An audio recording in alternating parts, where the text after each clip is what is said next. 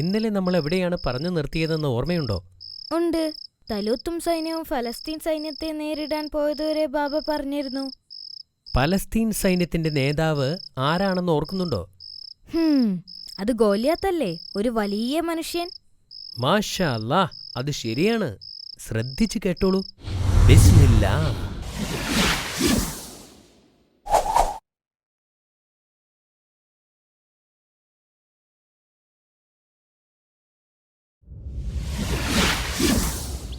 കഴിഞ്ഞ എപ്പിസോഡിൽ ഫലസ്തീൻകാരെ നേരിടാൻ ഒരു ചെറിയ സൈന്യവുമായി പോകുന്ന തലൂത്തിനെ നമ്മൾ കണ്ടു. ഫലസ്തീൻകാരുടെ വലിയ സൈന്യത്തെ കണ്ടപ്പോൾ തലൂത്തിന്റെ സൈന്യത്തിൽ പലരും ഓടിപ്പോയി. ഫലസ്തീൻ സൈന്യത്തിന്റെ നേതാവ് ഭീമാകാരനും വലിയ ശക്തനുമായ ഗോലിയാത്തായിരുന്നു. രണ്ട് സൈന്യവും പരസ്പരം മുഖാമുഖം വന്നപ്പോൾ തലൂത്തിന്റെ സൈന്യത്തിൽ നിന്നും ആരെങ്കിലും അവരുടെ സൈന്യത്തിൽ ഒരാളുമായി ഒറ്റയ്ക്ക് പോരാടാൻ ഗോലിയാത്ത് വെല്ലുവിളിച്ചു. സൈന്യങ്ങളെല്ലാം ഒരുമിച്ച് പോരാടുന്നതിന് പകരം ഒറ്റയ്ക്കൊറ്റയ്ക്ക് പോരാടുന്നത് ആ കാലത്തെ ഒരു രീതിയായിരുന്നു. നമ്മളുടെ ഭാഗത്തു നിന്നും ആരാണ് തയ്യാറായിട്ടുള്ളത്? തലൂത്ത് ചോദിച്ചു. എന്നാൽ അവർക്ക് ഭയമായിരുന്നു. ആരും സ്വമേധയാ പോരാടാൻ മുന്നോട്ട് വന്നില്ല. ഗോലിയാത്തിനെതിരെ പോരാടുന്ന ആൾക്ക് ഞാൻ എൻ്റെ മകളെ വിവാഹം ചെയ്തു കൊടുക്കുന്നതാണ്, തലൂത്ത് പറഞ്ഞു. എന്നിട്ടും ആരും തയ്യാറായില്ല. എല്ലാവരും നിശബ്ദരായിരുന്നു. തലൂത്ത് നിരാശനായി. ഗോലിയാത്തിനോട് പോരാടാൻ തൻ്റെ പടയാളികൾക്ക് ഭയമാണെന്ന് അവന് മനസ്സിലായി. അപ്പോഴാണ് അവരുടെ കൂട്ടത്തിൽ നിന്നും തീരെ ചെറിയ ഒരു യുവാവ് മുന്നോട്ട് വന്നത്. ഞാൻ ഗോലിയാത്തിനെ നേരിടാൻ തയ്യാറാണ് എന്ന് യുവാവ് പറഞ്ഞു. പടയാളികൾ അവനെ കണ്ട് പരിഹസിച്ച് ചിരിച്ചു. അത് ദാവൂദ് നബി അലൈഹിസ്സലാമായിരുന്നു. അദ്ദേഹത്തിൻ്റെ സഹോദരന്മാർ സൈന്യത്തിൽ പടയാളികളായിരുന്നു. അദ്ദേഹം തൻ്റെ കുടുംബത്തിലെ ഏറ്റവും ഇളയ പുത്രനായിരുന്നു. യുദ്ധരംഗത്തെക്കുറിച്ചുള്ള വാർത്തകൾ അറിയിക്കാൻ പിതാവ് യുദ്ധരംഗത്തേക്ക് അയച്ചതായിരുന്നു അദ്ദേഹത്തെ. യുദ്ധത്തിൽ പങ്കെടുക്കരുതെന്ന് കർശന നിർദ്ദേശവുമുണ്ടായിരുന്നു അദ്ദേഹത്തിന്. ആ യുവാവിൻ്റെ ധൈര്യത്തിൽ തലൂത്തിന് സന്തോഷമായി. അദ്ദേഹം പറഞ്ഞു, നിങ്ങളുടെ ധൈര്യം കണ്ട് എനിക്ക് സന്തോഷമായി. പക്ഷേ ആ കരുത്തനായ പോരാളിയോട് യുദ്ധം ചെയ്യാൻ നിങ്ങൾക്കാകില്ല. ധീരന്മാർ മുന്നോട്ട് വരട്ടെ. എന്നാൽ ഗോലിയാത്തുമായി പോരാടാൻ അദ്ദേഹം നേരത്തെ തീരുമാനിച്ചിരുന്നു. അദ്ദേഹം രാജാവിനോട് വിളിച്ചു പറഞ്ഞു, എൻ്റെ പിതാവിൻ്റെ ഉറക്കത്തെ ശല്യം ചെയ്ത ഒരു സിംഹത്തെ ഇന്നലെ ഞാൻ കൊന്നു. അതിനു മുമ്പ് ഒരു കരടിയെയും ഞാൻ ഒറ്റയ്ക്ക് കൊന്നിട്ടുണ്ട്. ദയവ് ചെയ്ത് എൻ്റെ രൂപം കണ്ട് എന്നെ വിലയിരുത്തരുത്. ആ യുവാവിൻ്റെ ധീരത കണ്ട് തലൂത്ത് ആശ്ചര്യപ്പെട്ടു.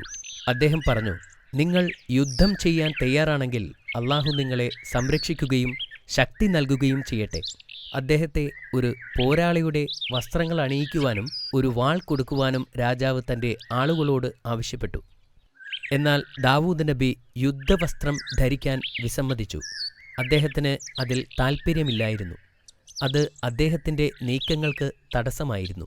പടയങ്കികൾ നീക്കം ചെയ്യാൻ ആവശ്യപ്പെട്ടപ്പോൾ ചുറ്റുമുണ്ടായിരുന്നവർ ആശ്ചര്യപ്പെട്ടു. കുറച്ച് കല്ലുകൾ ശേഖരിച്ച് അദ്ദേഹം തൻ്റെ സഞ്ചിയിൽ നിറച്ചു. എന്നിട്ട് തൻ്റെ കവണയ്ക്ക് തൊട്ടടുത്തായി തോളിൽ തൂക്കിയിട്ടു. തലൂത്ത് ഇപ്പോൾ വിഷമത്തിലാണ്.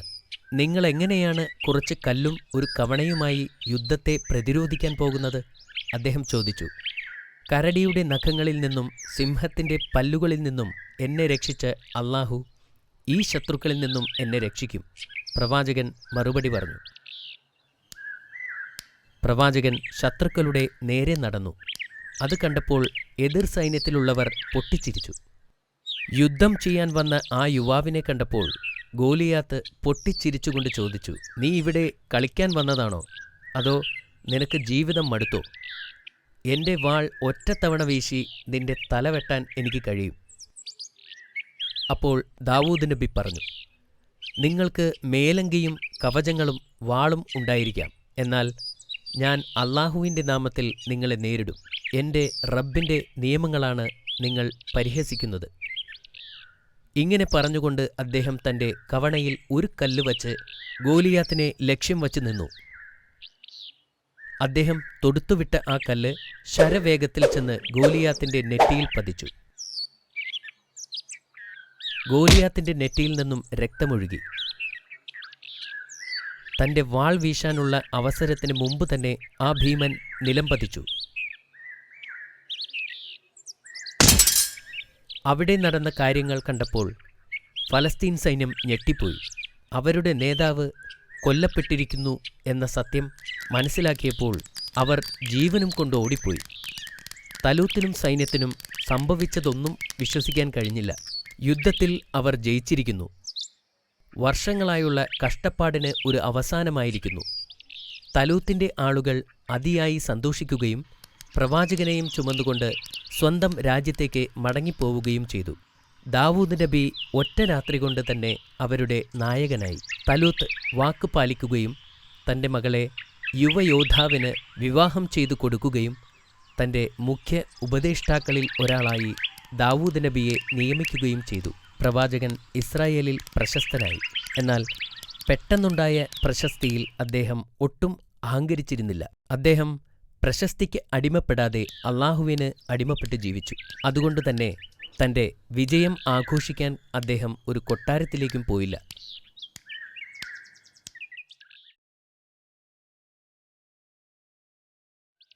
അള്ളാഹുവിനെ മഹത്വപ്പെടുത്തുന്നതിനു വേണ്ടി അദ്ദേഹത്തിൻ്റെ മനോഹരമായ ശബ്ദത്തിൽ അള്ളാഹുവിനെ പുകഴ്ത്തിപ്പാടുകയും ചെയ്തു. അദ്ദേഹം പാടിത്തുടങ്ങിയപ്പോൾ പക്ഷികൾ, സസ്യങ്ങൾ എന്നിവ അദ്ദേഹത്തോടൊപ്പം ചേർന്ന് അള്ളാഹുവിനെ പുകഴ്ത്തിപ്പാടി. അള്ളാഹു അദ്ദേഹത്തെ പ്രവാചകനായി തിരഞ്ഞെടുത്തു.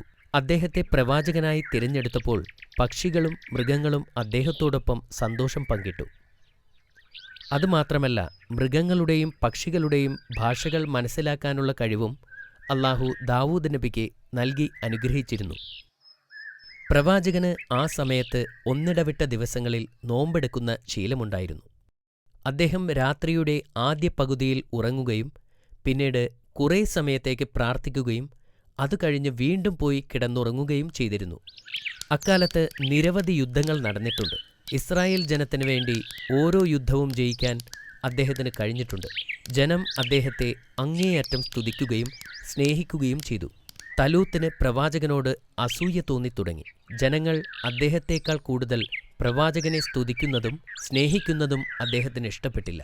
ഒരു ദിവസം രാജാവിന് തന്നോടുള്ള പെരുമാറ്റത്തിൽ എന്തോ പന്തികേടുള്ളതായി അദ്ദേഹത്തിന് തോന്നി.